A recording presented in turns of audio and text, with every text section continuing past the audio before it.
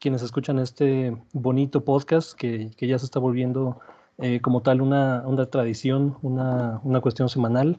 Esperemos que siga así. Hoy tenemos lo anticipado, una integrante más de este grupo de conversación. Es Karen Ramírez, ella es licenciada en Negocios Internacionales del Politécnico, trabaja actualmente en la Administración Pública Federal y hoy está haciendo una maestría en políticas públicas, si entiendo bien. Bienvenida, Karen, ¿cómo estás? Muchísimas gracias, gracias. Muy bien, pues agradeciendo la invitación. Me siento muy contenta de poder pues aportar algunas ideas pues desde mi visión como servidor público y pues aquí estamos. Gracias. Por pasar la invitación, esperemos tenerte aquí pues mucho tiempo, ¿no? Digo, el tiempo que tú quieras. También tenemos, como siempre, la presencia de mi compañero y amigo David Doval. Digo, creo que no nos hemos presentado, ¿no? Ante la audiencia de aquí. Gustavo, David y yo somos egresados de Relaciones Internacionales por la UNAM. ¿Cómo estás, David? Y licenciados también somos, se te pasó decir. ¿Qué pasó? Y también somos licenciados, no nomás egresados, ¿no? Ah, bueno, o sea, No, claro, sí, no yo nos creo que eso se confundan, da por sentado, ¿no? por favor. ¿Quién sabe? Yo conozco otros que, bueno, no me importa. Sí, Omar, te agradezco mucho la invitación. Le Bueno, agradezco mucho también a Karen por estar aquí con nosotros. Ya lo decía yo el otro día, alguien que tiene mucho que aportar, que puede aportar mucho si va a integrar. Y pues, no, hombre, Karen, estoy muy agradecido contigo por la participación. Muchas gracias a ustedes, chicos. Pues bueno, aquí estamos, aquí estamos. pero no por eso menos importante, tenemos a mi otro amigo y compañero, Gustavo Ordaz, también licenciado, ¿no? Los tres licenciados en Relaciones Internacionales por la UNAM. ¿Cómo estás, Gustavo? Un gusto tenerte por acá, como siempre. Hola, pues estoy feliz, estoy enclaustrado como me imagino todos ustedes. Sin embargo, con todas las ganas de iniciar este nuevo episodio de un podcast que aún no tiene nombre, pero que prometemos en un futuro Cierto. darle su bonito nombre. Tus Y eres en el pastel. nada más quería darle la bienvenida a Karen. Me da mucho gusto que haya nueva gente agregándose a este bonito foro de discusión, y siempre cuando las ideas convergen en un espacio, la idea siempre es mejorar, y el pensamiento crítico de todos nos ayuda a siempre llegar a mejores términos. Perfecto, me parece muy bien. Pues bueno, Buenísimo. empezamos. Sí. ¿Quién gusta abrir el debate, no? Empezaremos pues con datos duros. ¿Cómo vemos a este momento los datos que tenemos pues en el coronavirus? El tema del momento, Exactamente. ¿no? El tema de hoy, como será el tema en algunas semanas, ¿no? Es el tema del coronavirus. Hoy ya vemos algunas tendencias, ¿no? Que ya se venían anticipando desde algunas semanas. La región de Asia, ¿no? Y Oceanía, que ya, pues digo, prácticamente van en la curva descendente. China, ¿no? Que es el primer país, ¿no? El país origen de esta pandemia internacional. Pues ya, o sea, prácticamente con cero casos, digamos, o sea, lleva varios días, ¿no? Ya más de una semana reportando casos en un dígito, ¿no? Varios de esos días han sido cero nuevos casos. Hoy el foco principal, incluso más allá de Europa, que sigue siendo una cuestión preocupante, son los Estados Unidos, ¿no? Estados Unidos ya rebasaron los 100,000 casos, ¿no? En todo el territorio, digo, claro, o sea, en regiones, las principales, Nueva York, ¿no? California y algunas otras ciudades, ya tienen más de 26,000 decesos, ¿no? Casi 27,000. Es en realidad trágico lo que está pasando allá. Em, y sí, digo, la verdad es que, bueno, en el caso particular de Estados Unidos, y lo platicábamos en ediciones pasadas, la verdad es que lo han manejado pues muy mal. O sea, acciones tardías, no se ponen de acuerdo en el Congreso, liberaron presupuesto, pero para corporaciones, menos para la gente. eh, digo, su fiscal, ¿no? Para atender la pandemia es un señor que no entiende de ciencia, ¿no? Mike Pence, el vicepresidente de Estados Unidos, es una persona abiertamente anticiencia. Entonces, digo, tiene una situación gravísima ahora y no parece tener fin, ¿no? O sea, digo, las medidas de contención que tienen no parecen mitigar esta cuestión. No sé si tú, Gustavo, tengas algún comentario con el panorama internacional. Claro, bueno, antes de comenzar nada más quisiera, creo que dijiste que tenían arriba de 27,000 muertes, no sé si lo escuché, creo que no, realmente únicamente son como 1,500 personas las que han muerto. No sé si te escuché mal o hubo una confusión, pero no hay más de 1,600 muertes, me parece, ¿eh? Eso estoy Sí, no, completamente no, no. seguro, porque 27,000, no, o sea, sería una locura, amigo. Esto creo que 27,000 en el mundo hasta el día de hoy. Sí, tienes toda la razón, me confundí. Son 1572 en Estados Unidos. Gracias por la corrección, Gustavo. Perdón. Y bueno, entrando en materia, sí, digamos, dejar el problema para que Mike Pence resuelva esto es encomendarnos a Dios, lo cual todos sabemos que pues es un volado, ¿no? Básicamente. Si bien sabemos que también el día de hoy se firmó, como bien dices, un paquete de apoyo económico que ya se había aprobado en el Congreso 2 días atrás.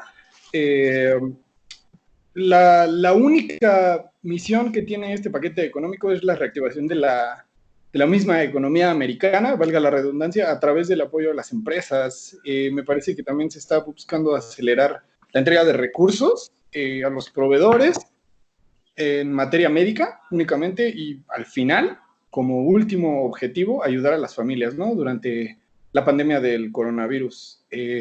La reacción de Estados Unidos fue tardía, eso no nos queda la menor duda, y lo peor de todo es que la curva de contagios y también de muertes en Estados Unidos todavía no llega a su pico. Están esperando que el impacto mayor sea a mediados de abril o incluso a finales de este mes. Me refiero a finales de abril, del mes que estoy hablando. Desafortunadamente no podemos prever la conducta de esta enfermedad, ni cómo se va a esparcir, ni mucho menos, porque el mismo comportamiento del virus es totalmente impredecible. Sin embargo, y debido al plan de acción que tomó Trump después de mucho tiempo, el cual él mismo ya sabía que Estados Unidos, siendo un país pivote y teniendo a ciudades que son muy importantes a nivel de espacio aéreo, las cuales reciben vuelos, o sea, cuentagotas de una manera, no sé, incalculable día a día.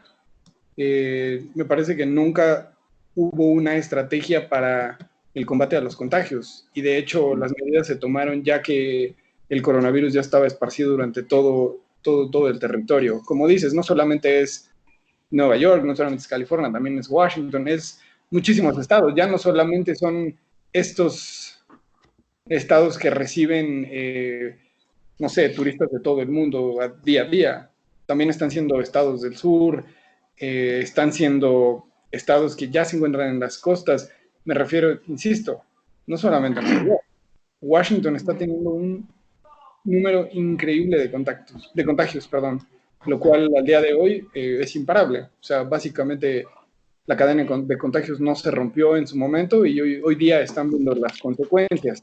Sin embargo, y como un punto muy relevante, el cual también tocamos en el programa anterior, y yo hice personalmente énfasis en ello, es que durante estos días, no sé si ustedes estén enterados, pero la industria de armamento en Estados Unidos vio un repunte histórico.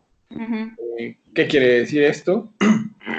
Que realmente la ansiedad y el miedo es lo que está consumiendo a la población americana, sin duda. Sí, Dime, adelante. bueno, yo aportando, bueno, sí, esta parte del paquete económico, ¿no? Que liberó Trump de $2.2 billones, como bien apuntan, pues sí es una situación para, pues bueno, reforzar el programa, se vende como reforzar la parte del desempleo, ¿no? Ofrecer préstamos, subsidios, pero realmente solo son medidas hacia, pues, pequeñas, grandes empresas y y evidentemente no reforzar el sistema de atención médica, ¿no? Pero esto es un problema y que viene estructural en cuanto al sistema de salud pública prácticamente inexistente en Estados Unidos. Entonces, las crisis sanitarias afectan muchísimo más a aquellos estados cuyo precisamente estado de bienestar, el estado social de seguridad pública, pues es prácticamente nulo, inexistente. Entonces, estas medidas de contención económica, al final del día solamente tienen un apunte hacia las empresas, no hacia el bienestar social. Entonces, el problema fundamental que se ve ahorita es precisamente los estados, cómo afrontas una crisis, porque esta es una crisis en materia de salud pública, pero qué tipo de crisis que ya has vivido antes y qué aprendizajes a nivel social tienes, ¿no? Que pasamos de una crisis con el SARS, con el ébola, bueno, países en África, y como ahorita con lo de la influencia H1N1, ¿qué aprendizajes tienes en los estados para tener medidas de contención que puedan hacerle frente al impacto, ¿no? Entonces, este es lo que estamos viendo ahorita, la falta nula, la falta de medidas a tiempo para hacerlo, los pocos protocolos que existen en materia de salud, que no existan fondos de desastres para esto, pues habla de estados que no están preparados para ningún tipo de crisis, ¿no? Y estamos hablando de salud pública, pero los estados se han enfrentado en los últimos años a crisis que vienen continuas. Como estados? Bueno, la pregunta aquí es, entonces, ¿qué estás haciendo tú como el estado, como dentro del engranaje de tu política pública? ¿Cómo contienes estas crisis? Porque ahorita tenemos el coronavirus, pero no sabemos cuánto dure, porque precisamente no tenemos no tenemos una previsión a futuro de cuáles son sus alcances, durará meses, semanas. Ahorita se prevé que los contagios duren, la parte del pico de contagios dure de 4 a 6 semanas. Pero ¿y si se extiende, si no se encuentra la cura? ¿Cómo Estado puedes tú aportar medidas para que tu población dure tanto tiempo así, parada económicamente? Esa es, yo creo que una de las dudas que más sale. No sé, ¿qué piensen? Sí, Claro, mira, sí, adelante. evidentemente estamos camino a una recesión económica mundial, no particularmente de Estados Unidos, pero por supuesto que tenemos que ponerle atención a Estados Unidos por muchas razones y particularmente porque es nuestro vecino. Yo por la mañana leía comparaciones con la crisis de 1929. Aquella crisis duró 4 años y prácticamente marcó una generación completa por el desempleo generalizado. Y esto como lo comentaban, es producto únicamente de la falta de atención de los tomadores de decisiones de Estados Unidos. Hasta hace no mucho, lo decíamos la sesión pasada, Trump decía con sus palabras que esto era el equivalente a una gripa y que se podía curar como si fuera algo muy sencillo. Se tardaron mucho, eso ya lo sabemos. No sé, yo tendría que especular para explicar esto, pero hay factores que hicieron que se detonara de un modo exponencial el virus a lo largo del territorio estadounidense, porque prácticamente el mapa se ve coloreado a la hora de revisarlo.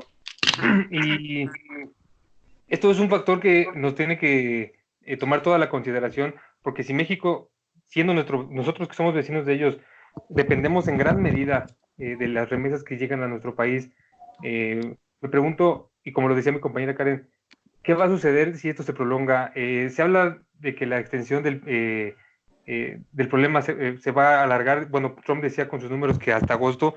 En la mañana estaba leyendo un artículo de la BBC que explicaba que va a ser más allá de agosto. Incluso la vacuna va a tardar más de un año en poderse producir a gran escala para poderla repartir entre los países que tengan pues, gente contagiada todavía. Y si no es que para entonces ya habíamos perdido una cantidad importante de vidas en Estados Unidos y en el resto del mundo. Me pregunto de qué tamaño va a ser este boquete económico, y la pregunta para mí, y yo creo que en este momento no hay respuesta, es de qué tamaño va a ser y cuál va a ser el impacto a nivel social, a nivel económico y por supuesto a nivel sanitario, no solo en México, no solo en Estados Unidos, sino a nivel internacional, porque evidentemente no estábamos preparados para una hecatombe de este tamaño, no se veía venir. Ya vimos los países más afectados, España e Italia, con su sistema de salud afectadísimo, colapsado, donde están pidiendo personal de otros países para poder atender el problema. estamos hablando nada más de 2 países en Europa. ¿Qué va a pasar si en México, si en Estados Unidos las cifras se disparan y ya no haya personal incluso para abastecerse a sí mismo y donde ya no haya insumos para poder atender de forma individual los casos graves que tienen que ser tratados directamente por médicos? Otra cosa que hay que tomar en cuenta es el gasto que se va a hacer además de la aprobación que recibió Trump. En 2009 fue de 700 millones de dólares. Esta es de 3 veces más grande. Pero yo me pregunto, ¿qué va a pasar también si estos números no alcanzan? Es un equivalente por ahí del 10% del Producto Interno Bruto de Estados Unidos. Y la duda que a mí se me genera es saber si esto es suficiente, si ellos van a tener que desembolsar más, si realmente se van a poder cubrir todas las necesidades. Las 3 millones de solicitudes de desempleo, de seguro de desempleo que se presentaron, que la gente en Estados Unidos tramitó para poder, mitigar pues, la necesidad directa que hay en cada individuo, ¿no? De eso no hemos hablado, yo no he escuchado cifras en México con la prensa mexicana, en la prensa mexicana, para conocer el impacto, nada más, por ejemplo, de no recibir esas remesas, o lo que va a pasar a nivel social si es que los ciudadanos estadounidenses quieren cruzar la frontera para abastecerse ya sea de combustible o de insumos, y creo que de este lado de la frontera tampoco estamos preparados para eso. Necesitaríamos tener mucha atención para conocer las cifras como se vayan dando, para saber también nosotros a nivel social de qué forma vamos a tener que afrontar esta situación como a nivel regional, ¿verdad? Es que, muy bien, David. Sí, adelante, Gustavo. Perdón, justamente quería hacer un comentario sobre lo que acaba de decir David. El problema no es que únicamente Estados Unidos no pueda darle acceso al programa de salud a la gente que esté contagiada. O sea, en ninguna parte del mundo estaremos preparados para ello. De hecho, justamente la jornada de sana distancia aquí en México se hizo para que la fase 3 de contagio, que es la que tenga más números de los mismos, no tenga un impacto tan grande en el sector salud. Es decir, que no se saturen los hospitales que se encuentran mayormente en el área metropolitana, que son, digamos, los más importantes. Hablando específicamente de México, pero si el problema es ese, creo que es por eso que existe la crisis tanto en Italia y en todos los países europeos que hoy día están llevando la parte, es que justamente el mayor número de contagios se dio a la vez. Y a pesar de que tengan o no un buen sistema de salud, como por poner un ejemplo el canadiense, que es como top 3 del mundo, es imposible dar abasto a toda la gente si todos se llegan a contagiar al mismo tiempo. Eso es matemática básica. Claro, y a mí me gustaría subrayar lo que mencionan tangencialmente los tres, que esta crisis del coronavirus expone distintas debilidades de los sistemas económicos en el mundo. O sea, digo, particularmente en salud, pero no únicamente en salud. O sea, como bien apuntaba Karen, o sea, en Estados Unidos no hay un sistema público robusto de salud.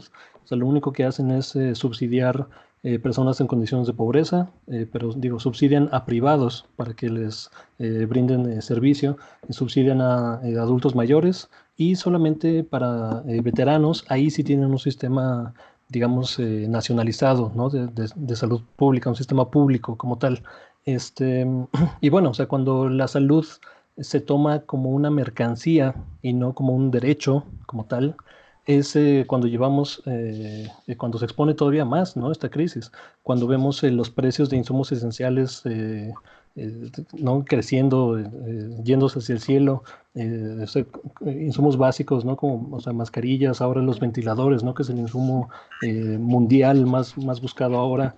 O sea, se multiplicó por 3 o por 4 su precio, y eso es una tendencia que vamos a seguir viendo, ¿no? Porque digo, o sea, se han tomado medidas drásticas, por ejemplo, en España, ¿no? Se nacionalizaron temporalmente algunos hospitales, ¿no? Para hacer frente a la crisis.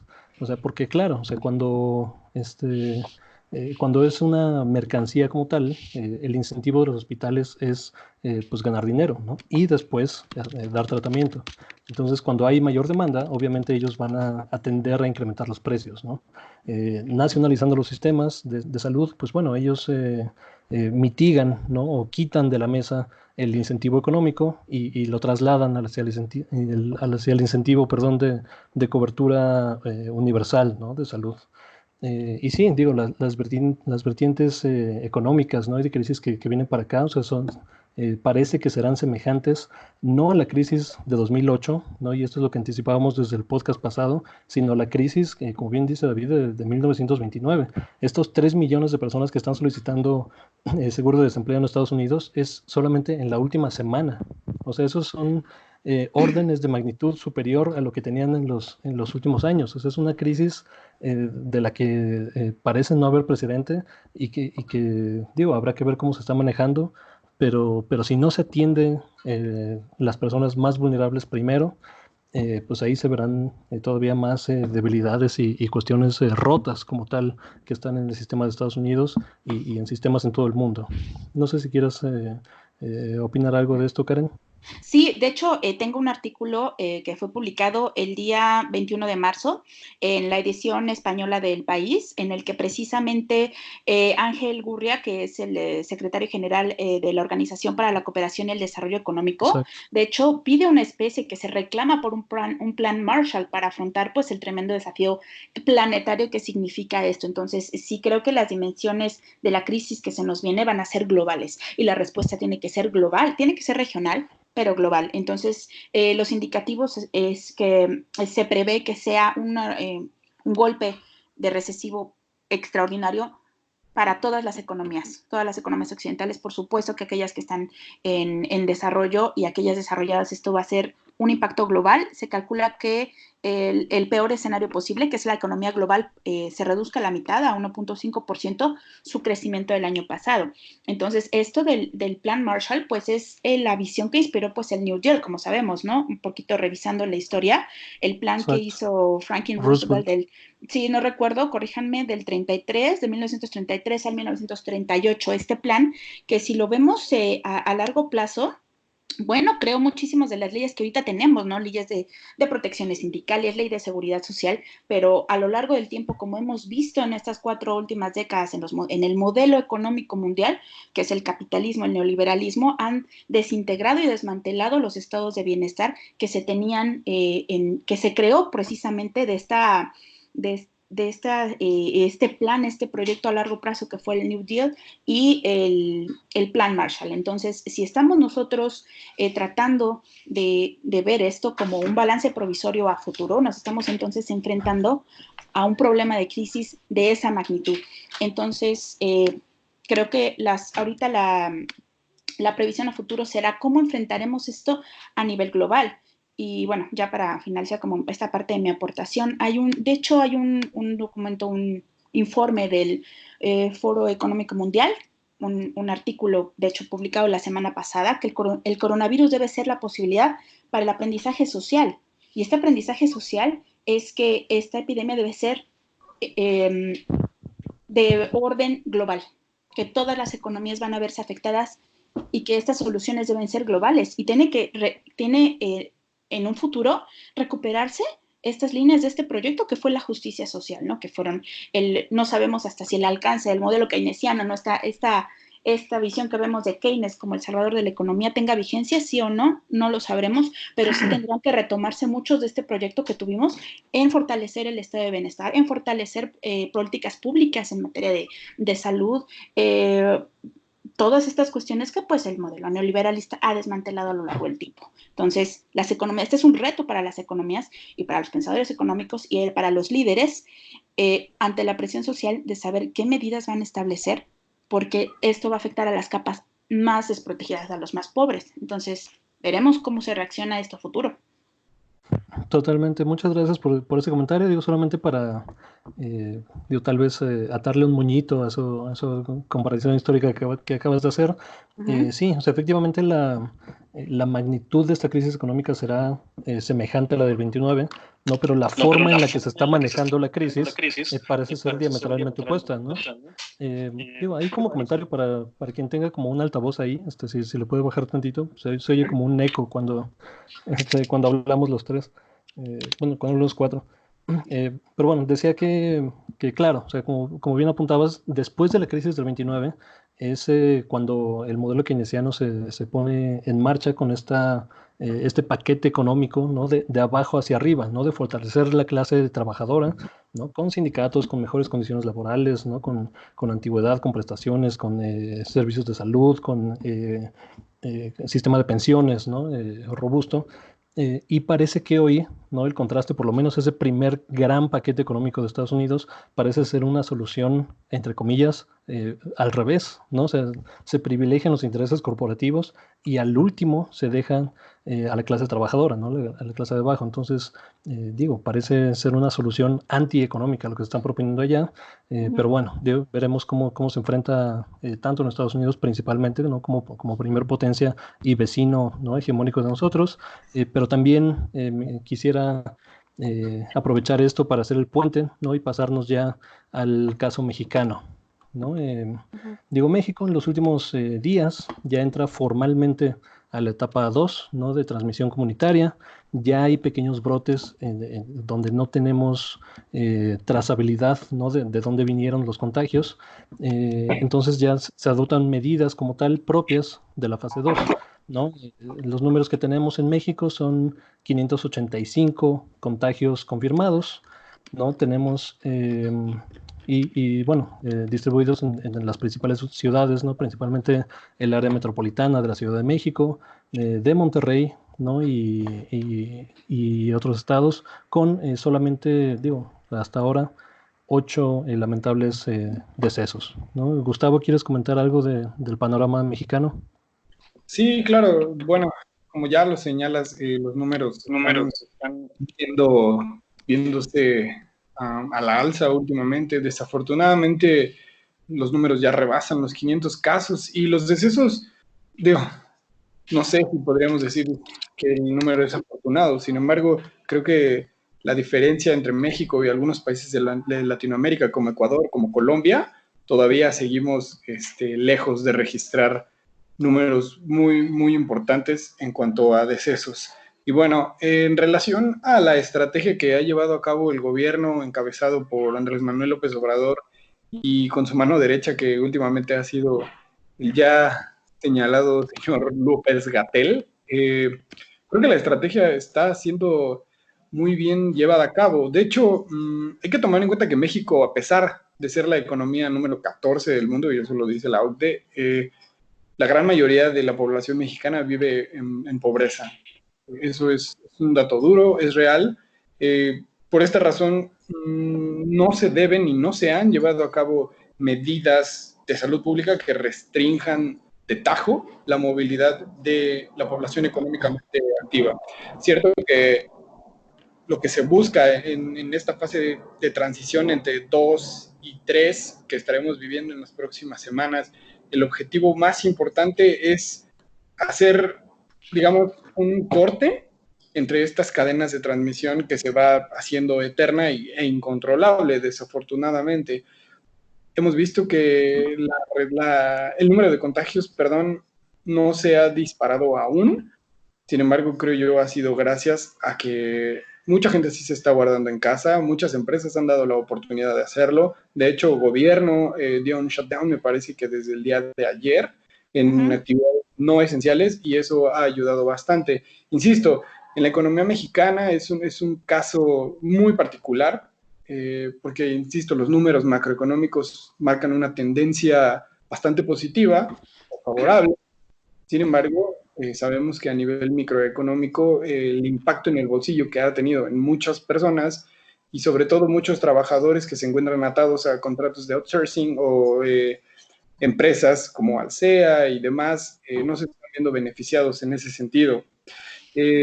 Yo también estoy cierto que cortar las actividades económicas de toda la población sería un error. Eso podría conllevar no sé, como resultados irreparables en la economía de este país. Es por eso que la jornada de sana distancia únicamente está contemplando el recorte de algunas actividades.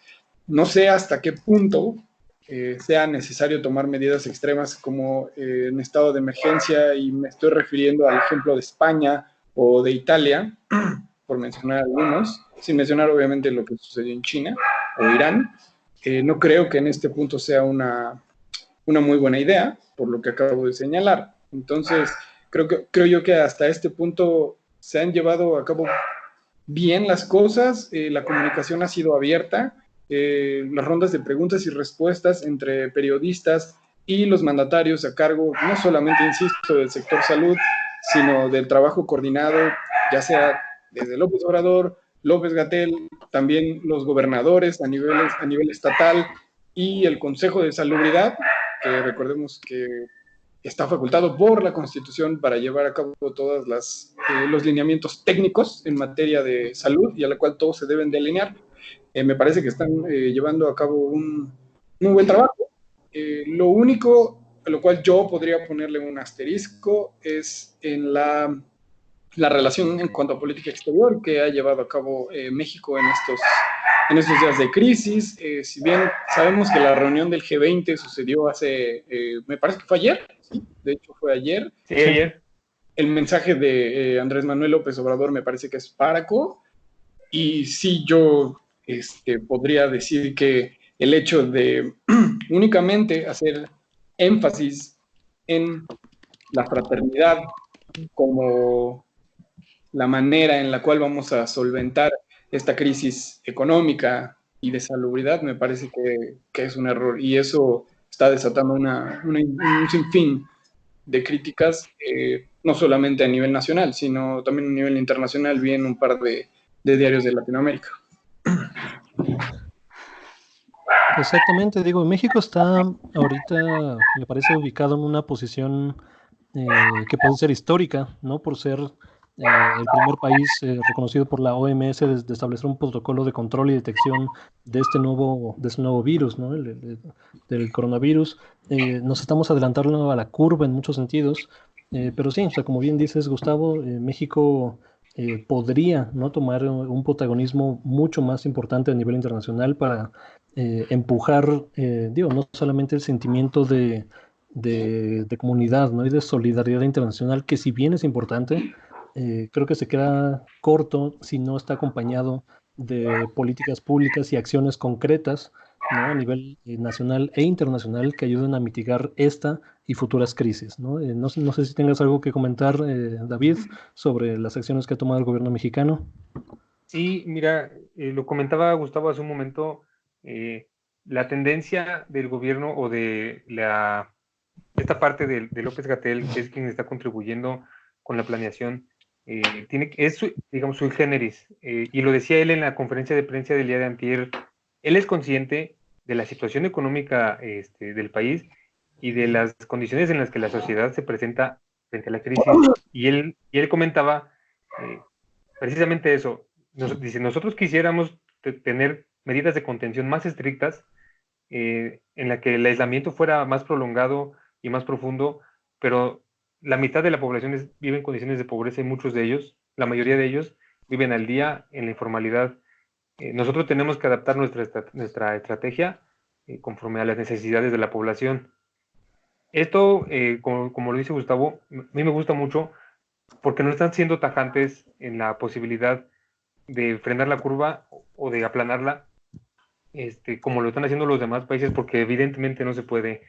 El daño económico sería hasta cierto punto irreversible, y nosotros tenemos también que ser conscientes de que, particularmente en la Ciudad de México, no hay ni siquiera un control de los puntos informales, de los puestos informales que vemos en la calle. Yo particularmente platicaba con alguien el día de ayer que vende, bueno, gelatinas en la calle, y luego platiqué con una persona que vendía flores, y los dos comentaban que ellos estaban dispuestos a morirse trabajando, que aislarse y pues esperar a ver qué pasaba. Yo dudo mucho que la sociedad esté preparada para llevar a cabo medidas como las de Italia, como las de España, que están confinados, por las razones que sea, ya sean ambientales, sociales. no ha habido un impacto tan profundo como ha habido en España. Yo veía la comparación entre la curva de España y la de México, y en los primeros 10 días, la comparativa entre, por ejemplo, la de España y la de México es que había como el triple de casos allá que los que hay aquí en este momento, y el número de muertes en este caso en México es mucho menor.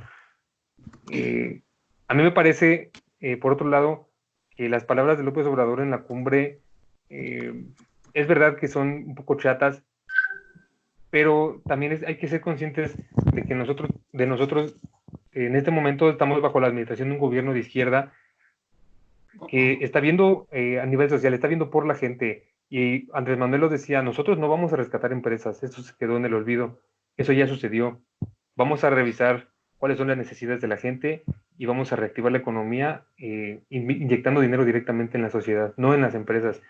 Esto obviamente se tergiversa hasta cierto punto, porque eso se toma como que a Andrés Manuel no le interesan las empresas, pero creo que es un principio económico lógico el pensar que si se inyecta capital a nivel social directamente al individuo, pues habrá gasto, habrá dinero para comprar, para consumir, para comprar, y eso en el corto, en el mediano plazo, permitirá que las empresas, las productoras, las fábricas, pues tengan de qué subsistir porque va a haber consumo.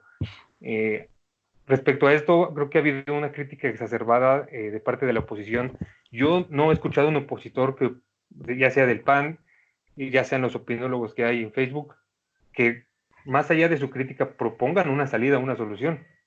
Y lo que hasta el día de ayer, no sé si lo repitió, no escuché la mañanera, en el discurso de Andrés Manuel había soluciones claras frente a la situación con nuestras escasas posibilidades, porque tampoco tenemos ni los ingresos ni los números que manejan otros países como España, como Italia, como el mismo Estados Unidos. Y creo que los resultados han sido positivos, porque no tenemos, por ejemplo, los números que hay en Ecuador, los números que hay en Argentina, los números que hay en Brasil. También es cierto que quienes están al frente de las autoridades sanitarias son conscientes de esta situación. A mí me sorprende escuchar a Bolsonaro decir que él ya quiere que se salgan a la calle a trabajar. Al principio había propuesto que las empresas tuvieran la libertad de despedir a quien tuviera que ser para que se pudieran mantener, y en cambio en México Andrés Manuel pidió, no sé si haya un decreto de por medio o si esto le hayan dado una personalidad jurídica, una forma, si jurídicamente se hayan puesto, impongan sanciones a quien despida, pero él pidió y que a las empresas no despidan a la gente mientras esté la contingencia en pie.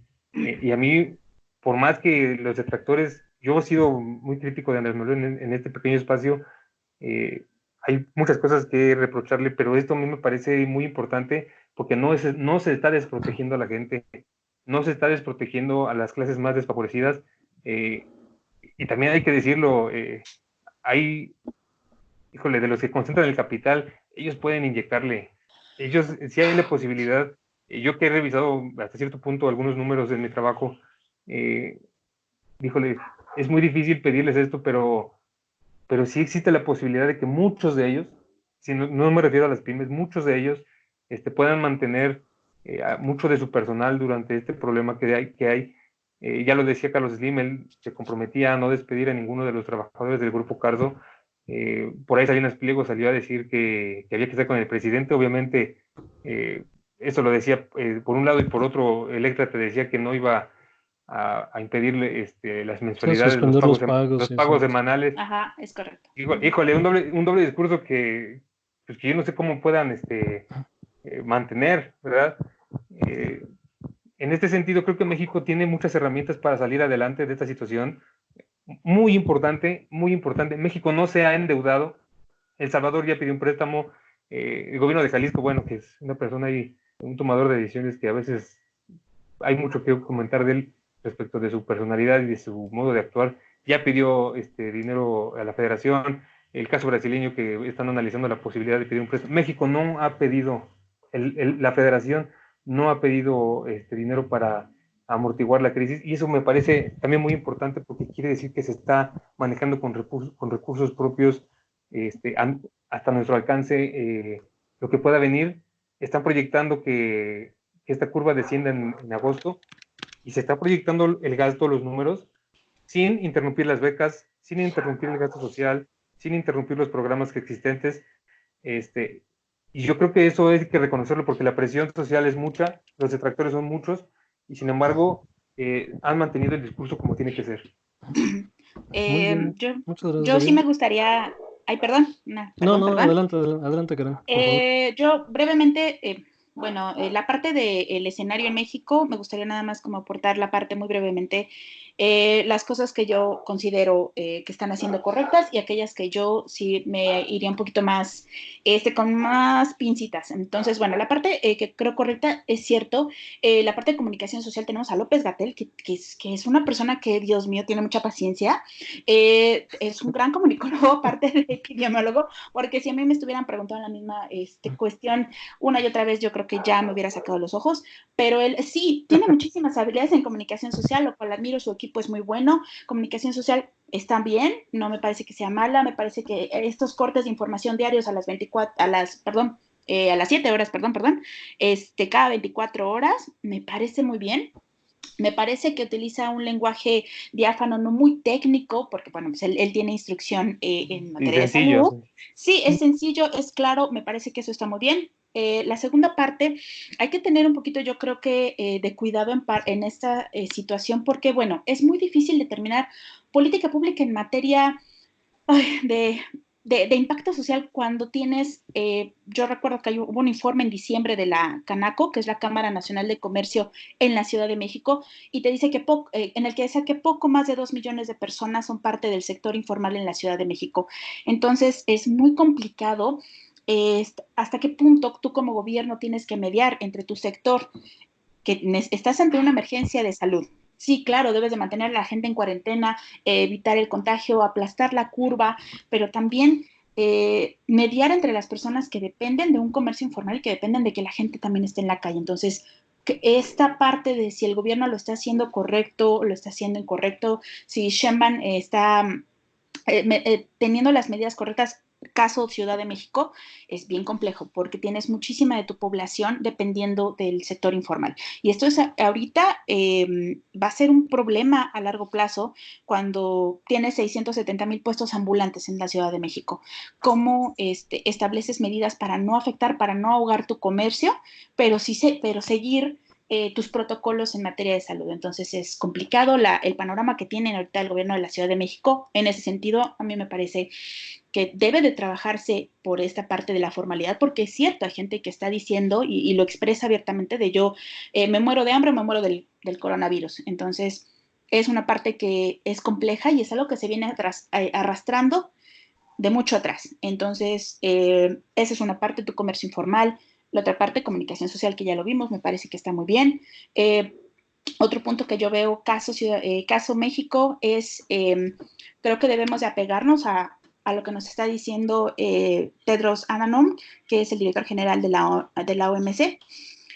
Tenemos que hacer más pruebas, se tienen que hacer más pruebas, porque si tú solo aplicas 100 pruebas y de esas te salen 70 positivas, ese va a ser tu dato, pero puede ser que no sea real porque no estás realizando la mayor cantidad de pruebas. Entonces, él diariamente está informando al mundo, hagan más pruebas, porque entre más pruebas es más probable que tus casos, digo, compete a quienes son expertos en el tema de salud, pero ellos determinan que eso es lo que debe de hacer, seguir las medidas, los protocolos en salud, pero también atenernos a que los gobiernos tienen que facilitar las pruebas a los casos que ya se tienen sospechosos para poder determinar la cadena de contagio.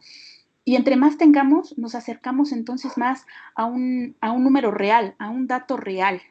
Entonces, ahorita tenemos en México nuestra estadística. En México, ¿cuánto tenemos? ¿Alguien me puede apoyar con el dato? Casi 500. 600, 585, si no me recuerdo. Déjame ver el mapa. Sí, 585 y 8 585. decesos. Ajá. Entonces, aquí tenemos que seguir las recomendaciones de las autoridades sanitarias a nivel global, que es más pruebas. Se tienen que instalar más pruebas, seguir con los protocolos. Me parece que estamos bien, pero sí es complejo la parte que tenemos de un punto grave, el comercio informal. Porque qué medidas, qué paquete económico ahorita se estará implementando. De hecho, dijo esta Claudia Sheinbaum que en días se iba a ya dar el paquete, el plan de incentivos a las personas. cómo aplicará, de dónde saldrán este paquete económico. Yo no tengo algún dato hasta ahorita que haya ella informado. Sí, manejaba una cifra de 800 millones de pesos para inyectarlo en las pymes. Que bueno, okay. es una cifra, bueno, un poco no tan robusta, pero de algo servirá. Claro, Pero claro. igual, o sea, igual pymes, perdón que interrumpa, pymes se refiere a empresas que están formalmente constituidas o estamos hablando de comercios y, o sea, tienditas, tianguis, eso. Bueno, pero es que para repartirla tendrá que ser a las pymes formalmente constituidas, porque bajo otro régimen cualquiera podría formarse en la fila y decir yo vendo quesadillas y vedme, sí hay un censo, pero no hay un registro, un padrón de nombre y apellido, con nombre y apellido de quien venda de modo informal. Ese va a No, ser un totalmente, problema. pero, o sea, Ese es un problema exactamente. muy grave, porque al final del día, ¿cuáles son los mecanismos que vas a tener? ¿Qué es la normatividad detrás de esto? Entonces, la verdad, ahorita es el momento en el que nuestros líderes políticos, nuestros líderes, estén a la altura de las circunstancias, ¿no?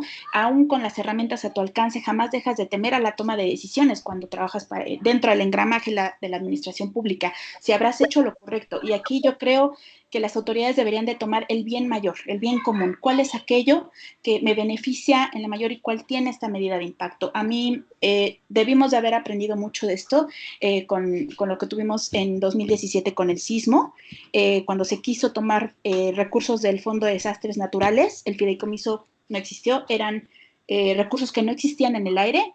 La administración pública debe de buscar mecanismos para hacer claros que esos recursos existan, que existen, y eso, bueno, pues es un problema estructural que llevamos arrastrando décadas de corrupción, de desvío de recursos. Entonces, esto va a ser un punto clave para determinar si hemos aprendido o si esta administración está tomando las riendas correctas y los rumbos correctos para la gestión de recursos y si está atacando puntos claves dentro de vicios de la administración pública. Esa es mi opinión y eso es lo que yo siento que es un reto que se nos va a venir, aparte de la parte del problema en cuestión a crisis de salud, ¿no? Sino la crisis dentro de tu gobierno, si es realmente capaz de establecer los mecanismos al alcance para que esto haya el menor daño posible.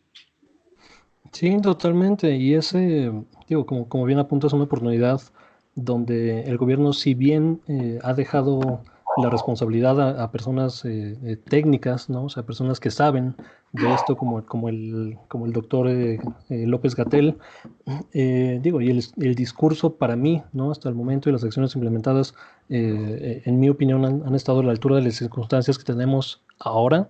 O sea, hay que poner en contexto que nosotros estamos apenas empezando la curva ascendente que estamos observando en otros países, ¿no? Y eso obedece al fenómeno epidemiológico donde pues nosotros, nuestro primer caso detectado fue un mes después, ¿no? Que los de Italia, ¿no? España, el mismo Estados Unidos.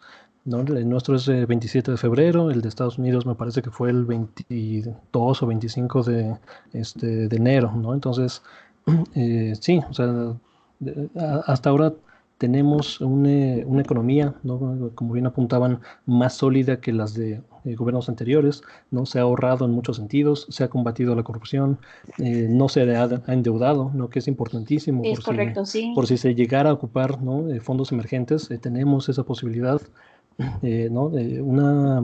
Claro, este año se invirtieron 40,000 millones de pesos más que no hubiéramos tenido en otra administración en la cuestión del INSABI, ¿no? Recursos que hoy están siendo extremadamente útiles para atender esta crisis, ¿no? Y tener una planeación central, ¿no? Organizada, coordinada, que pueda ser implementada en todo el territorio nacional, ¿no?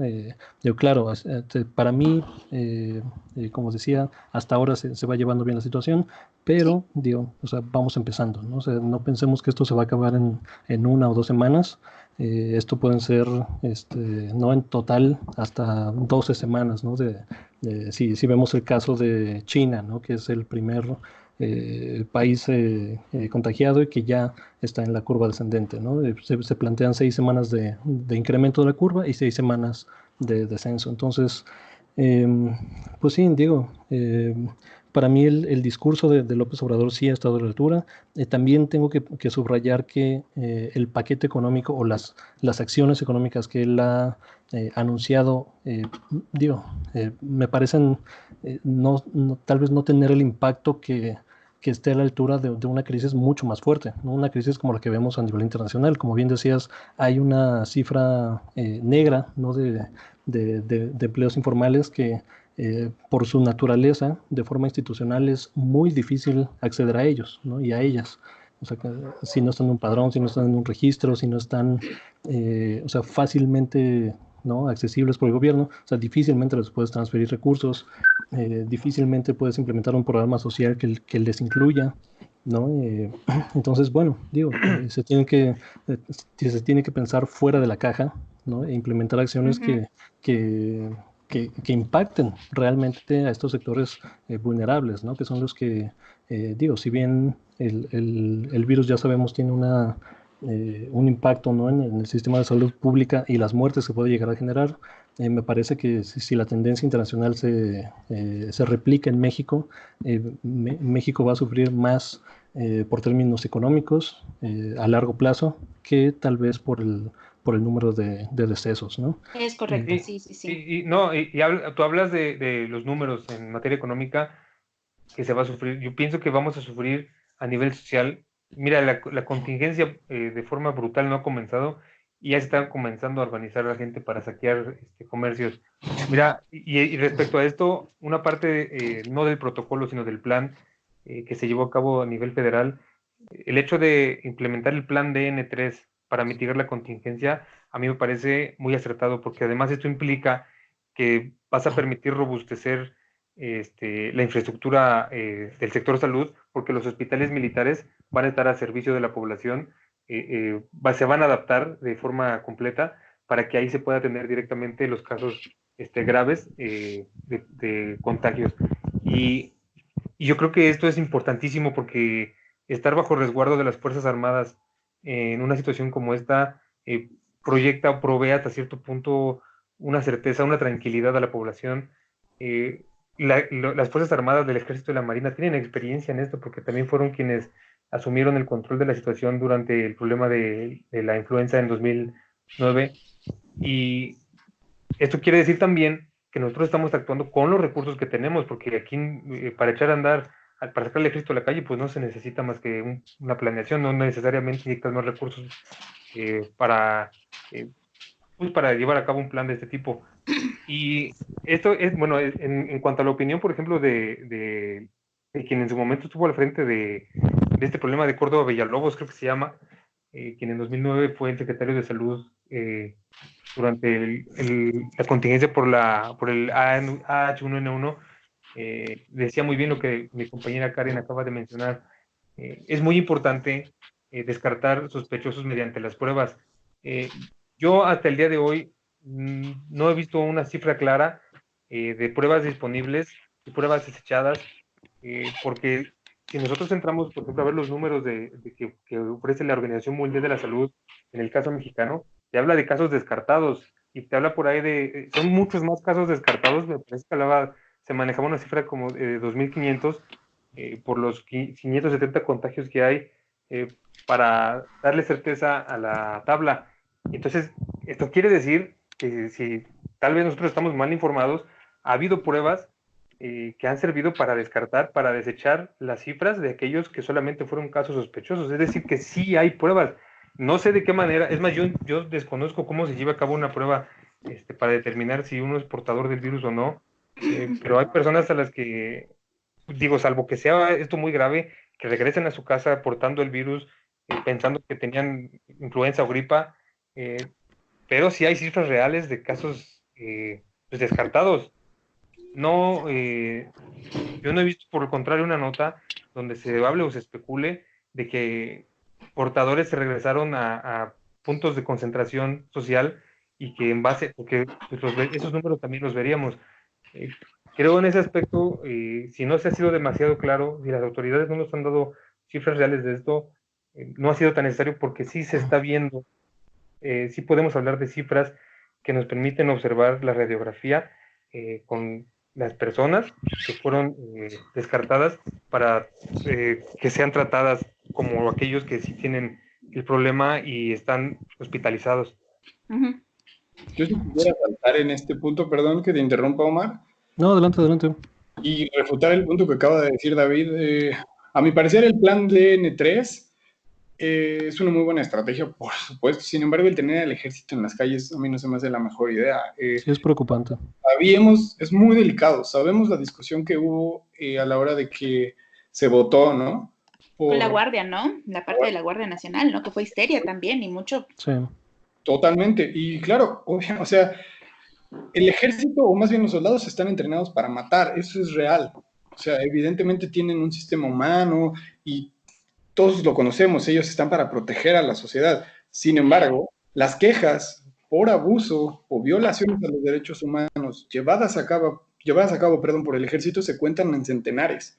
Entonces, a mí me parece que no sería la mejor idea por ahora. Entiendo, David ya dio sus razones y yo las respeto totalmente. Sin embargo, sí creo yo que es muy delicado en este punto de la crisis, y lo podemos ver todos, sí es muy peligroso, la cadena de contagios es importante, los números están subiendo. Sin embargo, el hecho de aventar a la milicia a las calles para proteger a la población me parece que sería una idea un poquito descabellada. Me parece que llevar este problema de salubridad a un problema de seguridad, Seguridad pública. o que tenga algo que ver, no sé, que atente en contra de nuestra soberanía o la seguridad nacional, me parece que sería un error hasta este punto. Aclarado, digo, no sé, me gustaría conocer su idea, pero primero quisiera yo también saltar en el punto de que no solamente la economía informal se va a ver afectada por este tipo de crisis a nivel mundial. No debemos de olvidar también que recientemente, me parece que fue el Instituto de Desarrollo Industrial y Crecimiento Económico de México, aquí lo tengo, sí, sí fue, lanzó un informe que se calcula que alrededor de 800,000 empleos más o menos se van a perder debido a esta crisis. Y no únicamente el sector empresarial se va a ver afectado. Esto sabemos es una cadena y es un círculo vicioso el cual va a afectar, insisto, la actividad industrial, el consumo, la inversión, el crecimiento de los flujos de inversión, las remesas. Este efecto dominó no solamente lo van a ver las personas que no están económicamente registradas en el padrón como empleadas o empleadores ante el Servicio de Administración Tributaria. Me parece que todos vamos a recibir los impactos de esta crisis y también lo señaló el Fondo Monetario Internacional, ¿no? La crisis ya es un hecho, o sea, no nos tenemos que esperar a los estragos que nos pueda arrojar en los próximos meses. La crisis ya entró y la recuperación me parece que más bien las medidas de recuperación deben de llevarse a cabo hoy mismo. Sí, es correcto y yo también coincido que esta parte retomando el ejército, no sé cómo vamos en tiempos, no sé si ya sería mi último comentario ya para cerrar, no sé cómo estamos, sobre todo para no extenderme mucho, para ya dar como cierre a No, mi adelante, tú, participación. si quieres, comenta sobre la Guardia Nacional y Sí, cerramos con un comentario particular de cada uno sobre lo que viene, ¿no? Para México. perfecto, ok, bueno, mi comentario respecto a la Guardia Nacional, creo que hay que ser un poquito mesurado, hay que ahorita, me parece que la estrategia en comunicación social con esta parte de la Jornada Nacional de Distancia, me parece que sí se llama, esta Sana parte distancia, de sí. sana distancia, es correcto, la parte de este personaje que crearon, ¿no? El de Susana Distancia, al principio Sí. pues yo lo vi y me dio risa, pero entendamos que también tenemos niños en casa, tenemos personas que son susceptibles a mensajes críticos, ¿no? Incluso uno, ¿no? Ya lo ve y a lo mejor puede ser un poquito incluso chistoso, pero tranquiliza a la población. Es una estrategia de comunicación pasiva, estamos guardando una jornada, estamos pasando por un proceso. Me parece que ahorita la parte de meter una estrategia más la Guardia Nacional no creo que sea bueno. Tenemos que ir viendo en las siguientes semanas cómo se desarrolla, cómo llegamos y se espera que sigamos patrón de otros países, llegar a nuestro pico de contagio y después bajar. Me parece que estamos ahorita con esta estrategia un poco la población pues tranquila, esperemos, aunque sí tenemos estos focos ya de rapiña y de saqueo. Entonces, el reto pues no solo es global, ¿no? Las características del reto que supone esta epidemia deben de servir para resintonizar nuestras emociones, ser menos manipulables para la información de mala calidad, volvernos también desde la perspectiva individual, pues catadores de contenido, resistir a la histeria colectiva, saber responder ante escenarios de incertidumbre, ser resilientes ante la dificultad y no negar las evidencias, pero tampoco caer en estos escenarios, ¿no? Por parte del gobierno, eso me parece un punto increíble que está haciendo en cuanto a comunicación social. Pero sobre todo, pues digo ya cerrando yo mi comentario, mi aportación, debe de servir para enseñarnos que este trabajo de crecimiento emocional debe ser colectivo, ¿ok? Debe ser conjunto, debe ser global, un proyecto de carácter internacionalista, ¿no? El ciudadano realista incluso pues podría pedir que una vez descubierta la necesidad de una fuerte coordinación y, bueno, solidaridad internacional y a sus gobiernos, exigirle entonces a los gobiernos respuestas eficaces no en esta, sino en próximas crisis. Entonces, me parece que esto es también la sociedad civil, debemos de cooperar con esto que se nos solicita, estar quienes puedan en casa, que se nos invite a reconstruir, es una forma también de reconstruir tu tejido social, de que las familias aprovechen estos espacios para estar en casa, no caer en histeria colectiva, que los niños, este personaje, yo que trabajo para el sector educativo, para mí este personaje es increíble para los niños, a lo mejor para uno de adulto dice, ¿qué es esto de Susana Distancia, no? Y los memes en Twitter pues no faltaron, ¿no? Pero sí, evidentemente para estos personajes que parecen para nosotros pues muy divertidos, pues bueno, pues para los niños son increíbles, ¿no? Decir, bueno, sí, es un parte del juego y parte de estarlos entrando a nuevos hábitos. Me parece que los nuevos hábitos que vamos a salir de esto espero que sean buenos. Vamos a ver cómo viene y se desarrolla esto a futuro. Y pues ahorita creo que vamos bien, esperemos que esto mejore, porque pues ante una crisis hay que reaccionar de acuerdo a las herramientas, me parece que está bien. Y pues bueno, ya con eso yo cerraría mi comentario, chicos. Muchas gracias, Karen, por tu importante aportación. Ha sido un gusto tenerte acá, ¿no? Muchas Y contar con estas gracias. aportaciones sustantivas. David, ¿cuál es la perspectiva que ves sobre este tema, tanto para México como para la cuestión internacional? Claro, y hablando de México, mira, quiero puntualizar dos cosas. Creo que a este problema se le tiene que dar una certeza jurídica. Y eso creo que sí, efectivamente es un riesgo tener a gente que está preparada para matar y que sabe del uso de armas en la calle protegiendo a la gente que está desarmada. Es una realidad. Sin embargo, creo que bajo estas circunstancias tenemos que confiar en las autoridades. Tenemos que confiar en nuestros grupos armados porque no tenemos opción. Porque ya habíamos hablado de la rapiña. ¿Quién va a contener este problema? Nosotros como sociedad creo que muy difícilmente vamos a poder. Por otro lado, me gusta mucho la forma en la que el secretario, no es secretario, creo que además tiene una subdirección, una dirección. Subsecretario, sí, es el subsecretario. Subsecretario, sí, de comunicación. El hecho de dar la cara, de ser cuestionado, de ser paciente, de explicar con su conocimiento, porque además el señor está preparado para esto, parece que pues, va a dar resultados. Es muy valioso, hay que reconocerlo. Se dedican a criticarse, pero es muy importante también que nosotros podamos darle una certeza a ellos, que confiemos en ellos, porque son quienes están llevando las riendas de este problema. Yo creo que ninguno de nosotros tiene la capacidad para pedirle que se haga a un lado y hacerlo nosotros, ni sus detractores. Y es cierto, la comunicación ha sido muy efectiva. Esta campaña, el IMSS también tiene, no sé si han visto, tiene una canción para lavarse las manos, está este asunto de Sí. Susana a distancia. Y es cierto, parece muy chistoso, parece risible, parece un juego, pero es un esfuerzo que las autoridades están haciendo para que nosotros sigamos las recomendaciones previstas, no están inventando nada. Híjole, a mí me cuesta un poquito de trabajo entender a aquellos pues, que no están de acuerdo. Pues, o sea, no dicen por qué, pero pues no están de acuerdo. Y bueno, a nivel personal, yo por ahí hay algunos con los que luego me peleo en Facebook porque son criticones, sí, son criticones, pero pues no dan una solución. Entonces yo estoy mucho en favor de apoyar estas causas. Sí, es cierto, mi compañera Karen tiene razón, los niños en este momento están en nuestras casas y hay que darles una tranquilidad que quizá nosotros no tenemos la capacidad de proveerles, pero las autoridades sí. Poner un muñequito así dibujado, la Susana a distancia, la canción, es muy efectivo.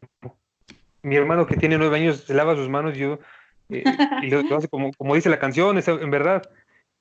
O sea, que funciona. Ahora, pasando al ámbito internacional, hablando de este plan Marshall que se habla, creo que Estados Unidos está haciendo su esfuerzo, sea cuestionable o no la forma en la que están ejecutando su proyecto. Europa, la eurozona, me parece que hoy, y la verdad es que no lo revisé, no sé si hoy o mañana se iban a reunir vía virtual para, para ellos llevar a cabo, para planear su plan Marshall. eh, ¿Y esto de qué nos habla? De que a nivel internacional nosotros ya no dependemos nada más de un ente, ya no dependemos, o las regiones no dependen ya del FMI directamente o de Estados Unidos.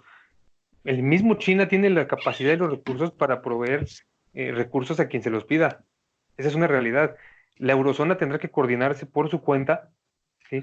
Para poder sofocar este problema que existe en este momento.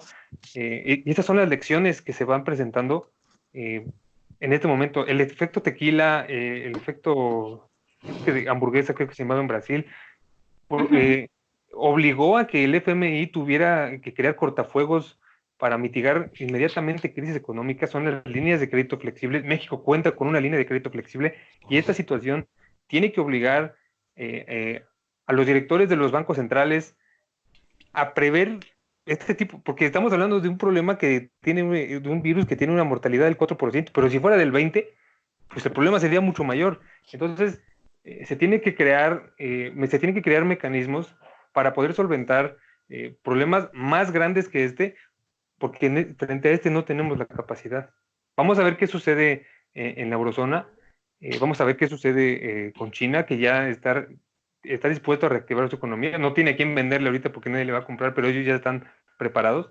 Y yo quiero ver qué va a pasar después de esto, porque efectivamente esta es una lección para el mundo. Muchas gracias, David. Como siempre, un gusto tenerte por acá.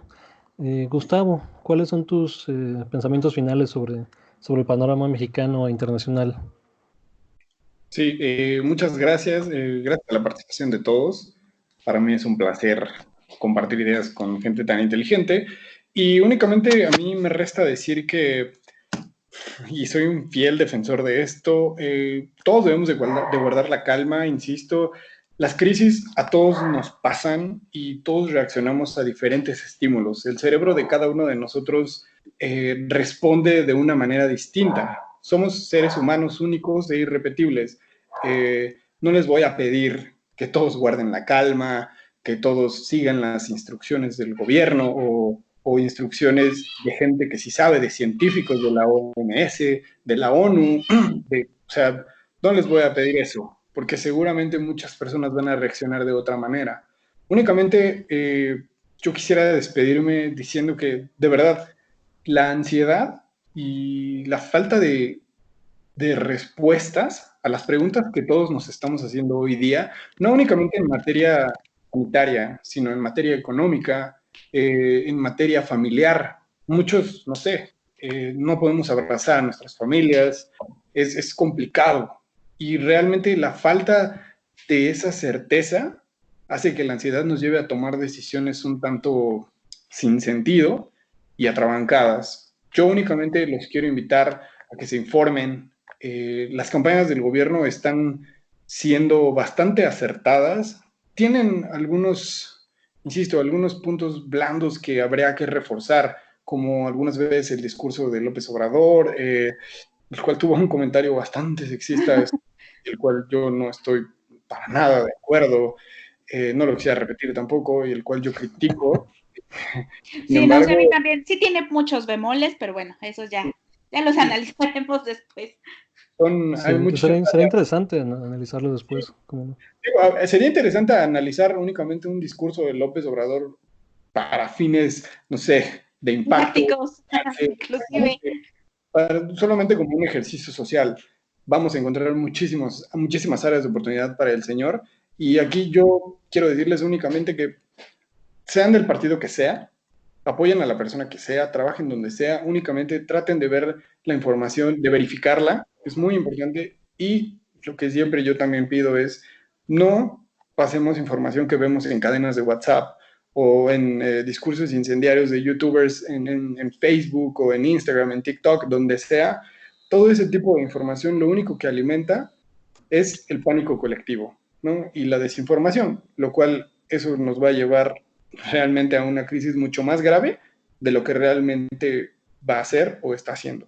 Entonces, muchísimas gracias por haber estado aquí. Quiroga, te cedo la palabra para dar el cierre a esta emisión y, insisto, cuídense y cuiden a los suyos.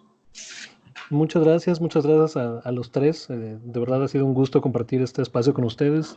Esperemos hacerlo, ¿no? Ya algo fijo, ¿no? Cada semana vernos. Creo que es importante tener este tipo de espacios y promoverlos y difundirlos, donde, claro, o sea, digo, independientemente de la ideología de cada quien, tratamos siempre de compartir información primero fidedigna, ¿no? Y después dar nuestra opinión, ¿no? Sobre los hechos. ¿No? No sobre las especulaciones, no sobre camisetas, partidos políticos. A mí me gustaría cerrar de nuevo con el tema de solidaridad. O sea, esta etapa de crisis exige, ¿no? Y demanda de todos nosotros no solo una empatía básica, ¿no? De decir, ah, sí, no, pobrecitos, ¿no? Los de abajo y pobrecitos, pues los viejitos, ¿no? Que van a tener esto. O sea, no, o sea, esta crisis se trata de tratar a los demás como si fueran nosotros mismos, ¿no? Como si fueran parte de nuestra familia, ser conscientes en todo momento, como bien decía Gustavo, de lo que compartimos, de la información que consumimos, de las acciones que tomamos, ¿no? Que no nada más nos repercuten a nosotros. Hoy más que nunca vemos que las acciones individuales, ¿no? O de un grupo cerrado de personas tienen repercusiones internacionales, ¿no? Repercusiones mundiales. O sea, este discurso de aislamiento, ¿no? Y de individualismo, o sea, la verdad se está derrumbando ante nuestros ojos. Hoy es tiempo de solidaridad y bueno, o sea, espero acciones de nuestro gobierno particularmente que estén a la altura de las circunstancias. Cualquier cosa estaremos compartiendo por acá. De nuevo, muchas gracias a todos y nos vemos hasta la próxima. Muchas gracias. Muchas gracias. Cuídense, Chao. hasta luego, gracias. Hasta luego. Hasta luego.